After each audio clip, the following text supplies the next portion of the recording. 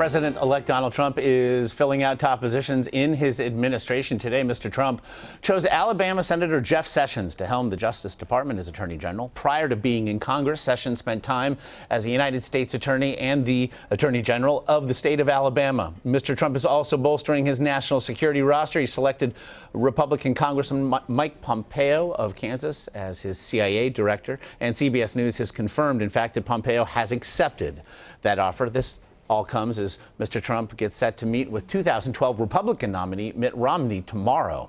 A noted Trump adversary during Mr. Trump's campaign, Romney is reportedly interested in becoming the Secretary of State in a Trump administration. Here to discuss it all, Politico Playbook co-author and senior writer Jake Sherman. He is in the Politico newsroom in Arlington, Virginia. And Jake, again, in just a matter of hours now, we've seen an AG pick, a national security advisor selected, a CIA director as well. Does it dispel the notion of a state of disarray in the transition? I think it does. I think he is moving ahead with big appointments. I think there's still some concern on the staff level. I mean, it's not just about filling out your cabinet. There are 4,000 positions in the federal government that need to be filled by the president.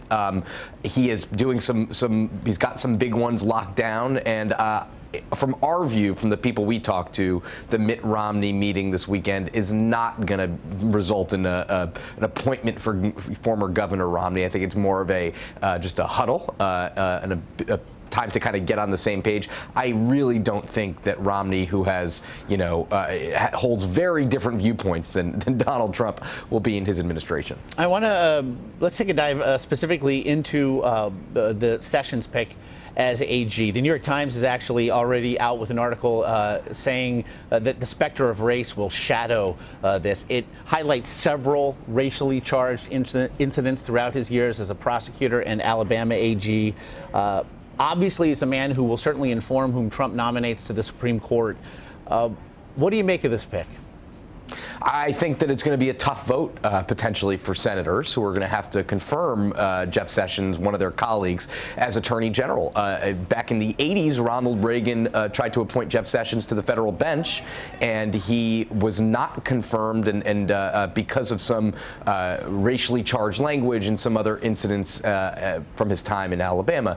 I think that it is going to put some senators in a tough spot when they have to answer for this, and especially people like Jeff Flake in Arizona, who is facing a more diverse state, a more diverse electorate. So I think it's going to be tough.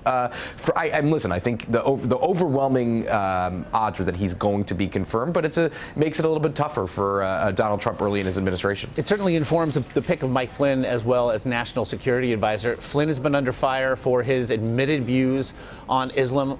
In fact, he tweeted earlier this year that the fear of Islam is rational. So considering this pick, coupled with that of Sessions, and it would seem, if nothing else, that some of the more extreme stances Donald Trump took during the campaign are now coming to bear here.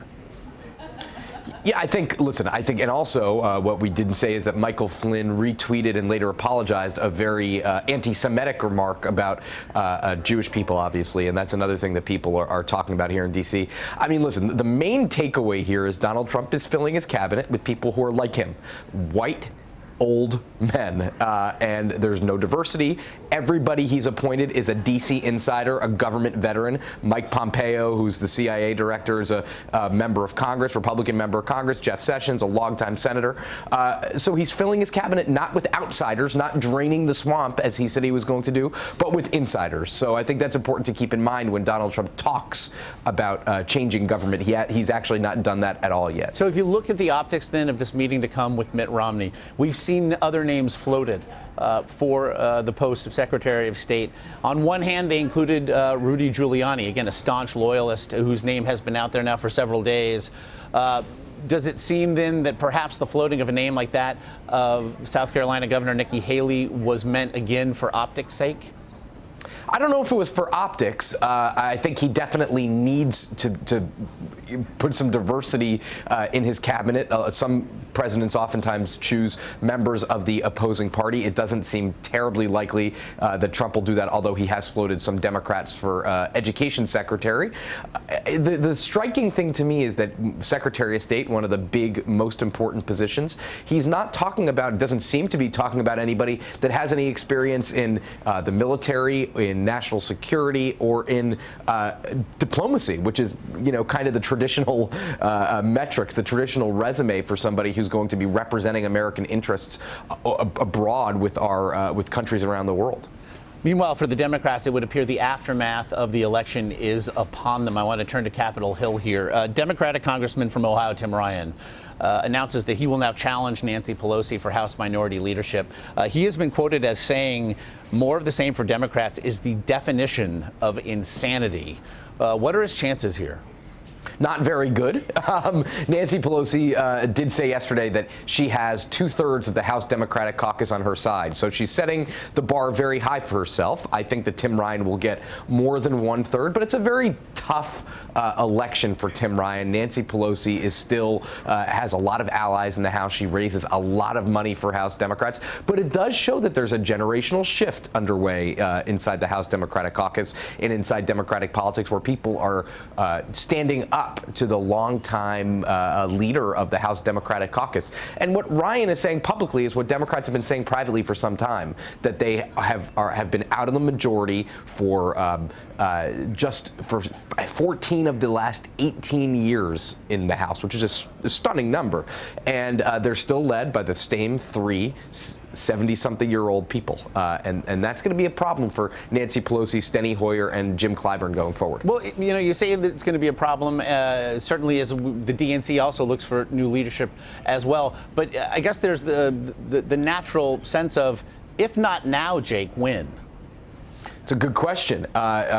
You need somebody to beat somebody, right? You can't beat somebody with nobody. And so I think this is the first step in kind of beginning to topple Nancy Pelosi, beginning to, as you said, the DNC is also looking for new leadership, bringing kind of the younger generation to the fore. An entire generation of Democrats have been stymied in the House of Representatives because Nancy Pelosi has been atop the party for a very long time. And that's just a fact. And that's something Democrats have to contend with.